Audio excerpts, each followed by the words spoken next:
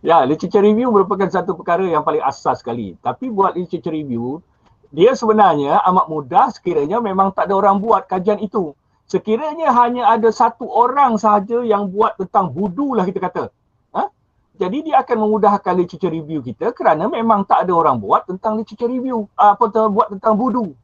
Jadi ini bermakna bahawa kita merupakan antara satu-satunya orang di Malaysia dan di dunia ini yang buat tentang budu. Jadi literature review kita tak ada sentuh tentang budu.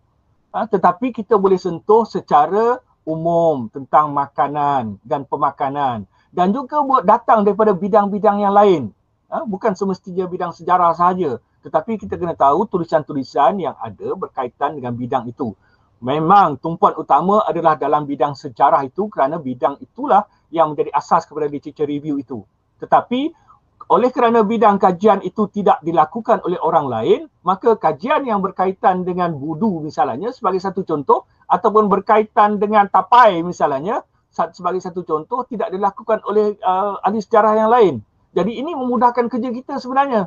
Kerana literature review itu akhirnya meminta kita untuk mengisi lompang-lompang kosong yang ada dalam subjek kajian kita. Jadi kalau dah tak ada kajian, maka kita lah yang mengisi lompang itu.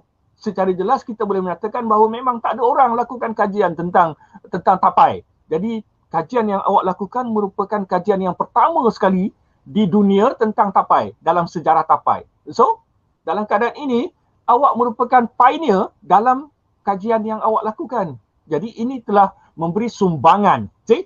Yang kedua, tesis yang kita lakukan itu memberi sumbangan kepada bidang kita. Bidang sejarah secara umumnya dan bidang sejarah makanan secara khususnya. Jadi tesis kita itu telah mengisi dua aspek penting, memberi sumbangan besar. Dan sekarang ini bila sebut saja tentang tapai dan sejarah tapai, nama awak akan jadi tumpuan. Jadi saya fikir dari sudut itu tidak timbul sebarang isu berkaitan dengan literature review.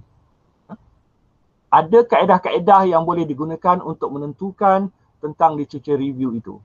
Bagaimana kita nak gunakan.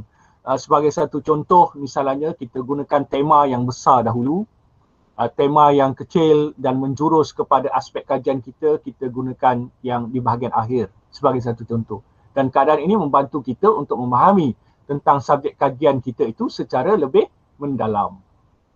Begitu rupa.